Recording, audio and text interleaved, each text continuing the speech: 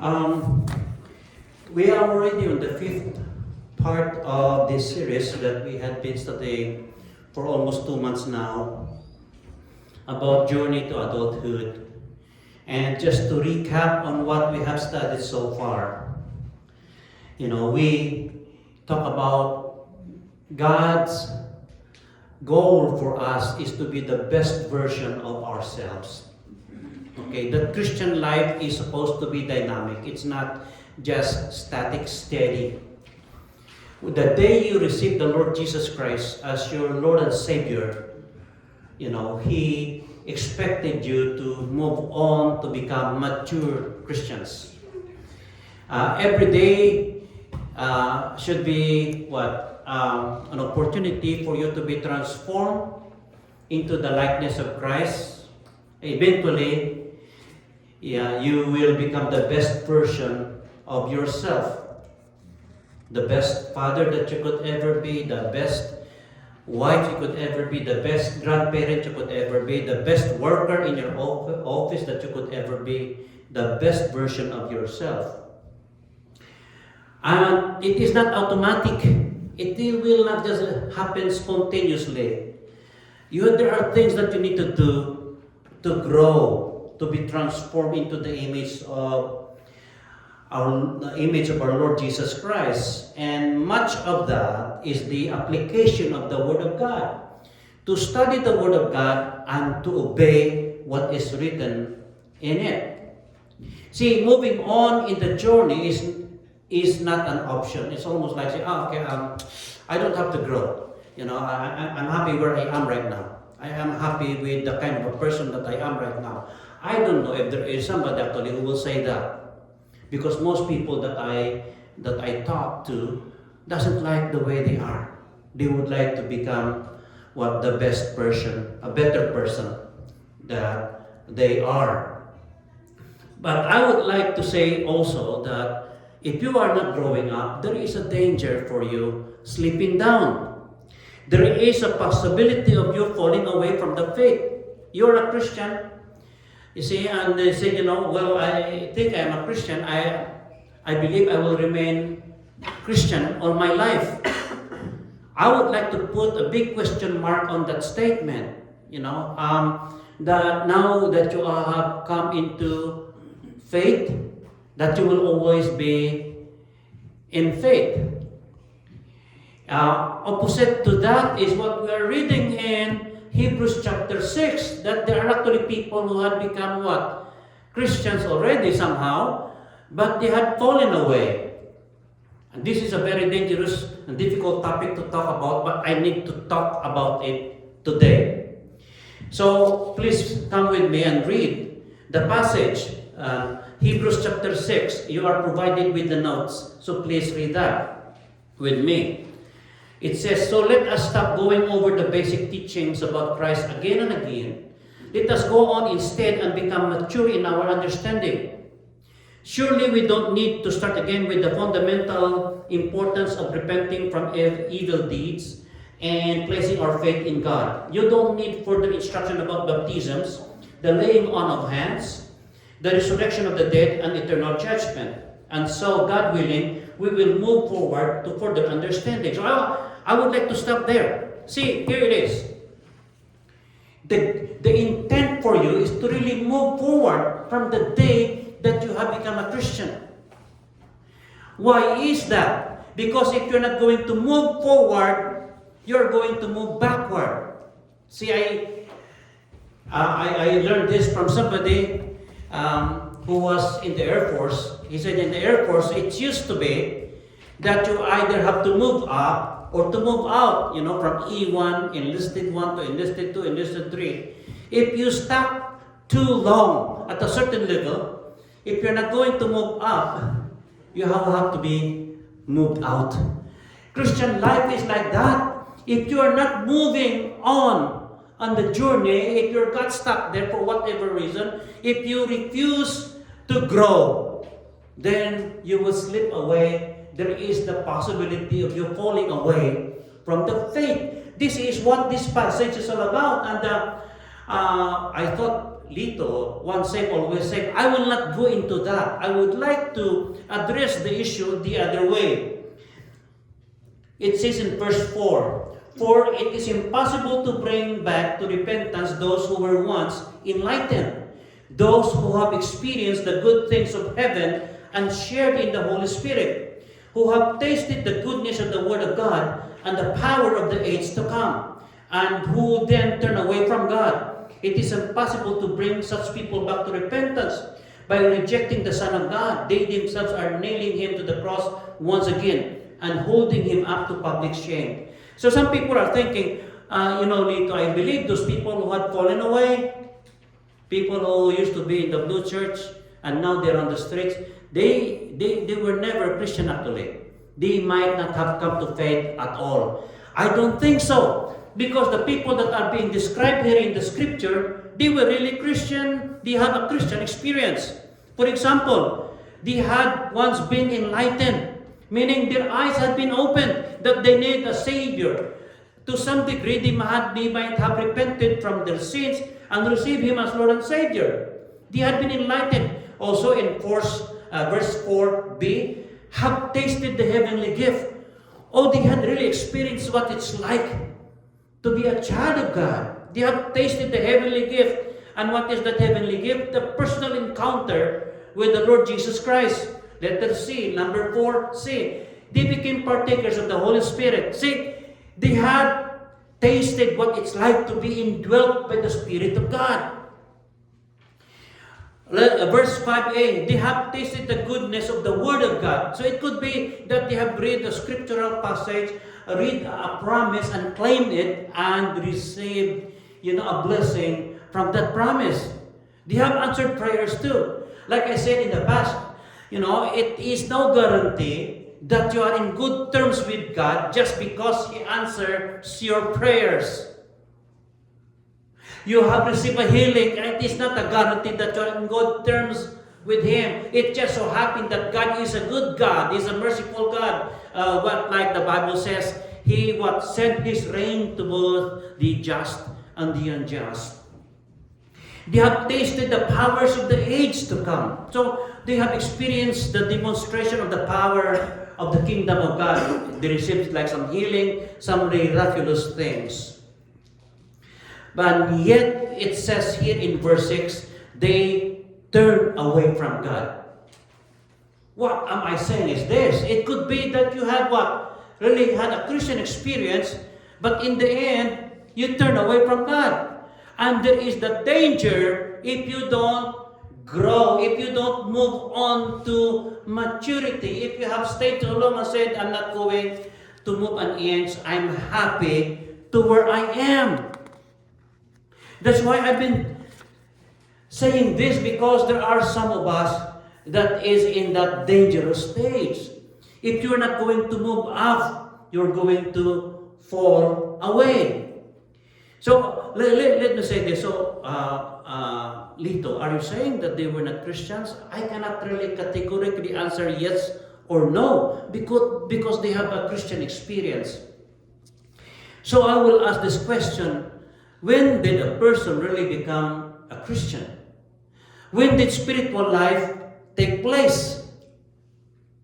See, we mistake sometimes conception with childbirth. See, in the natural, when does a person become a person?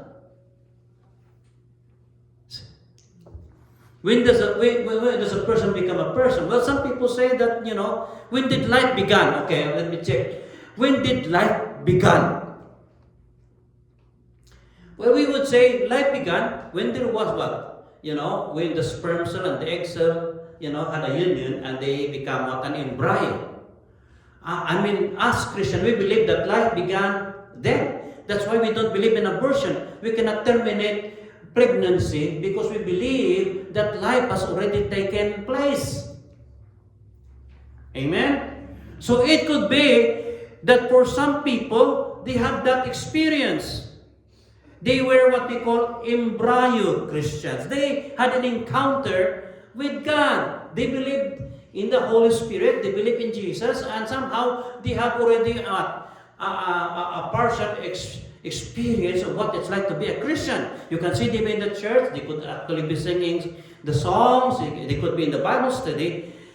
But then later on, they just decided that they are happy where they are right now. And they're going to move on. They're being challenged, to move forward in obedience, for example. God is saying, these things you must do. And they say, I'm not comfortable doing that. I don't know about that. God has started to engage them in their life where they are, really making asking them to what? To walk in obedience. But they just won't. So, what happened in this? After 9 months, there should be what? A childbirth. The full-grown baby inside his mother's womb will have to move, through the birth canal and come out and become a living person. But and I know that is not often the case. A full-grown baby would come out dead. It happens. And in our case, for example, we lost our first baby. It was miscarriage. There really was a baby there already. We already are prepared for her. We already have a name for her. It's just that for whatever reason, God took her before she was even born. I believe in our life, it's the same. In the spiritual life, it's the same. There is an understanding of who Jesus is. And people had started to actually taste what it's like to have a God who loves them. But then later on, when the challenge had become so strong, for them to continue on, they just decided that they can't. See, the critical moment is when the individual is asked to obey the Lord at cost to himself, contrary to his own will and desire. There will come a time, there is somehow what we call the honeymoon stage. A new Christian and just received the Lord Jesus Christ is so happy. But then, God will start to lay down the demands of a disciple. If you are really my disciple, you have to start doing this. And they just won't. When the Lordship of Christ makes demands upon him and it comes into conflict with his own desires and purposes, his own plans and program, and they say no. I can only be up to this point. And then the Lord Jesus would say, okay, then if that is what you want, you are not going any further as well. See, that is what the author of this book said, well, if it is God's will, God willing, with His permission, we will move forward. And for some people, God cannot give the permission to move forward because they had already chosen in their hearts anyway not to obey Him. The true moment of birth is when a person, says, God, I will obey you. I will move forward. It is going to be painful. It is going to be difficult. But I am making a decision to obey you anyway. And then, the born-again experience has taken place. Why am I saying this? Because there are some people who are reluctant to move forward. They are reluctant to obey Jesus because it's going to cost them. It's going to be painful for them. It's going to be it's going to cost them a lot and they are not ready. But see, Jesus is asking not just for a part of you, He's asking for all of you. All that you can, all that you are. In Matthew chapter 16, verse 24, it says, if any of you wants to be my follower, you must give your own way. Take up your cross and follow me. See, at that point, there are many people who are crowding in with Jesus, are following Him. Crowds of people. Many of these people have listened to his teachings. Many of these people have tasted what it's like, to be with him. They had eaten the bread that he multiplied, some of them had even received some healing from him and all that. So they are there.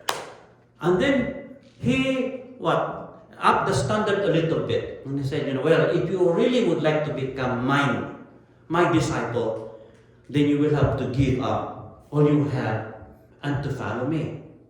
Listen to this. Is it possible then for a person to have tasted, to have experienced to some degree what it's like to be a Christian and yet lost it? Yes. See, like I said, there is a conception but there is no birthing. For some reason, something happened in the process. And the metaphor is this. There were about 1.5 to 3 million people who left Egypt. Okay? So listen to this example. There were millions of people who left Egypt to go to the promised land. But do you know how many people actually out of that original group made it to the promised land? Only 2. Caleb and Joshua. Even Moses himself, who is supposed to be the leader, didn't make it. He wasn't given the privilege to cross the river. He was just there looking, oh, that's a beautiful land. I can't go there. Why? He was disqualified by God. But of that generation, only 2 had made it. Why is that? And the explanation is this. They did not obey God. They did not follow Him, faithfully. See, obedience is important. Even Jesus will have to live a life of obedience, even though He is already what? God. Even though Jesus was God's Son, He learned obedience from the things He suffered. Hebrews chapter 5, verse 8. So what I'm saying this morning is this. You have to make a commitment to grow. You have to do what is necessary to grow. Well, although I would say, only God knows the true condition of our hearts. Only He knows where we are. But it is only to Him anyway that we need to give an account. None of us can actually point our finger to anyone and say, you're this, you're going to hell, you're going to heaven. No. God knows that. But to me, serving you as in whatever capacity, you call me your pastor, but I would like to say this. I don't want you to miss heaven because I failed to do my job. You have to make a commitment to grow. And how is that? By first of all, making a commitment to follow Jesus in your life. To start to obey Him. Start to open the Bible and read. What is He saying to you? See, they thought, you've got to be a Bible school, Bible college trained person to be able to use the Bible. No. Just read it. And then just ask the question, God, what is it that you're trying to say to me as I read this passage? The Holy Spirit, if you're a Christian, will help you how to understand what God is saying. So ask Him, what are you saying? And then ask the most important question, what is it that you want me to do? What is it that you want me to do? And God will tell you, believe me, He will. He will give you an idea. What is it that He wants you to do? And then do it. Next time, do the same thing. Next day, see, discipleship is a daily choice. Like, you made a choice to be disciple of Jesus yesterday. Today, you will also make the same choice again to obey Him. It's a daily thing. And the crucifixion of ourselves is a daily experience. Every day we have to say no to ourselves. If you're a disciple of Jesus, like if you have this yearning to do something that you used to do, but it is wrong and destructive, you've got to say no. See, I don't know, very few of us, I believe, wake up in the morning, that really so an upbeat and willing to take on the world. Most of us, me including, is struggling. Uh, my body says, oh, it's too early. Stay a few more minutes. Or maybe, for some of us, you don't have to work today. Just call in sick. Like on Sundays, you don't have to go to church today. You can come next Sunday. Things like that. There are always things that will oppose us if we are decided to follow Jesus. There is always an opposite force fighting against us. But then we have to make the choice. We have to make the difficult decision. It's the same for all of us who call ourselves disciples of Jesus. See, the example that I can give you is the one in Luke, chapter 18. The rich young ruler, and this is what he said, "Good teacher, what should I do to inherit eternal life?" And Jesus said, "Why do you call me good? Only God is good. But to answer your question, the commandments, you must not commit adultery, you must not murder, you must not steal, you must not testify falsely. Honor your father and mother." The man replied, "I obeyed all these commandments since I was young." When Jesus heard this, he said, "There is still one thing you haven't done. Sell all your possessions and give the money to the poor, and you will have treasure in heaven. Then come and follow me." See, this young man, he is a religious person. So, he is your average church guy. He goes to church. He knows about doctrines. He knows about what the Bible is saying. And it could be that when he came to Jesus, so he had been already being a part of the circle of Jesus. Maybe a part of the crowd who had been following him.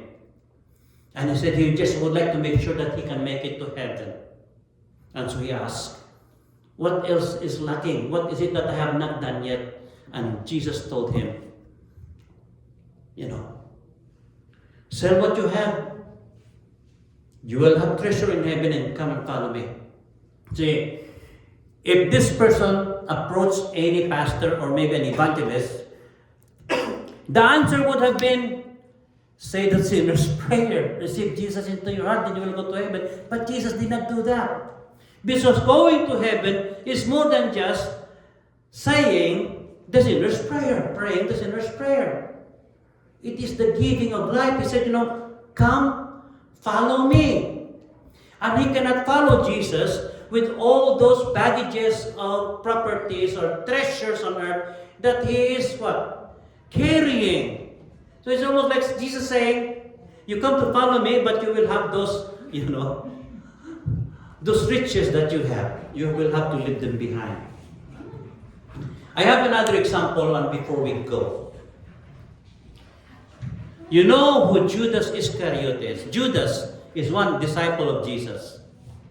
He is not even just a part of the crowd. He is a part of the inner circle. He is a part of the 12. He had been hanging out with Jesus for 3 years. In some of the significant events in the life of Jesus, he was there. He was a witness. When Jesus made a miracle, he was there. He knows exactly who Jesus is. He is the Son of God. There is just a problem. Now listen to this. Judas likes Jesus. Amen? Otherwise, he would have not stayed for 3 years to be with him. He must have done a good job being a part of his circle that he was given a task. And what is the task? He is the treasurer. He holds the money bag. So Jesus must have been so impressed of him that God has, Jesus gave him that kind of a task, a dangerous task. If it is money, I would think twice giving it to just anyone. But he knows Judas. So here it is. Judas likes Jesus. I cannot say love, but he likes him. The problem is this, listen. Judas likes money more than he likes Jesus. See, he was offered how many pieces of silver? How many? 30. Just 30 pieces of silver. and he turned his back on Jesus. What about you? What will it cost for you to turn your back on Jesus? What is your equivalent of 30 pieces of silver that you will say, I cannot go further, Jesus. I can only be good up to this point.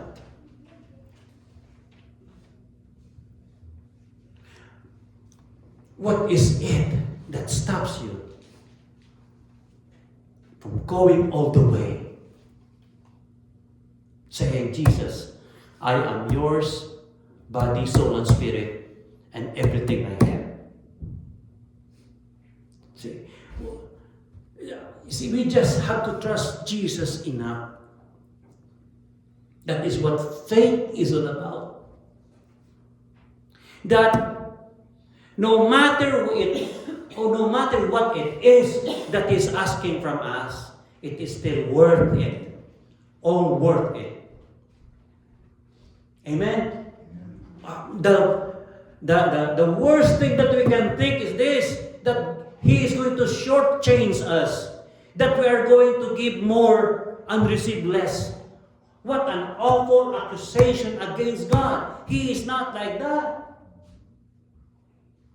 I was telling my wife, we can never outgive God.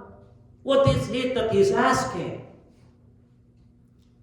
He is going to give it back to us many times over. And what He said is this, and in the age to come, eternal life. That is only then can you have the assurance of making it to where He is, if you give it all. Amen?